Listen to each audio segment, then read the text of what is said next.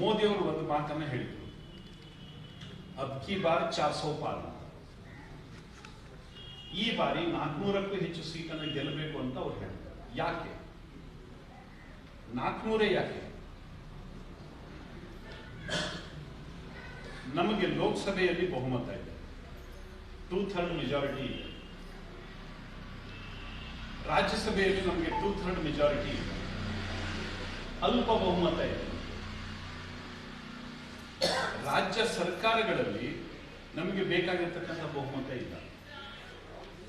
ಸಂವಿಧಾನವನ್ನ ತಿದ್ದುಪಡಿ ಮಾಡಬೇಕಾದ್ರೆ ಏನು ಮೂಲಭೂತವಾಗಿ ಸಂವಿಧಾನವನ್ನ ಸಂಪೂರ್ಣವಾಗಿ ತಿರುಚಿದ್ರು ಕಾಂಗ್ರೆಸ್ನವರು, ಅದರಲ್ಲಿ ಬ್ಯಾಡದೇ ಇರೋದನ್ನೆಲ್ಲ ತುರುಕಿದ್ರು, ವಿಶೇಷವಾಗಿ ಇಡೀ ಹಿಂದೂ ಸಮಾಜವನ್ನ ದಮನಿಸುವಂತಹ ರೀತಿಯಲ್ಲಿ ಕಾನೂನನ್ನು ತಂದಿಟ್ಟಿದ್ರು.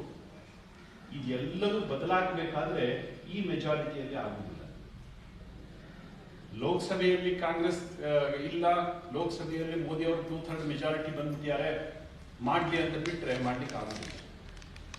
ನಮಗೆ ಲೋಕಸಭೆಯಲ್ಲೂ ಮೆಜಾರಿಟಿ ಬೇಕಾಗುತ್ತೆ, ರಾಜ್ಯಸಭೆಯಲ್ಲಿಯೂ ಕೂಡ 2/3 ಮೆಜಾರಿಟಿ ಬೇಕಾಗುತ್ತೆ, ರಾಜ್ಯ ಸರ್ಕಾರಗಳಲ್ಲಿಯೂ 2/3 ಮೆಜಾರಿಟಿ ಬೇಕಾಗುತ್ತೆ. ಮೊನ್ನೆ ರಾಜ್ಯಸಭಾ ಚುನಾವಣೆ ನಡೀತು ಕರ್ನಾಟಕದಲ್ಲಿ, 3 ಸೀಟ್ ಕಾಂಗ್ರೆಸ್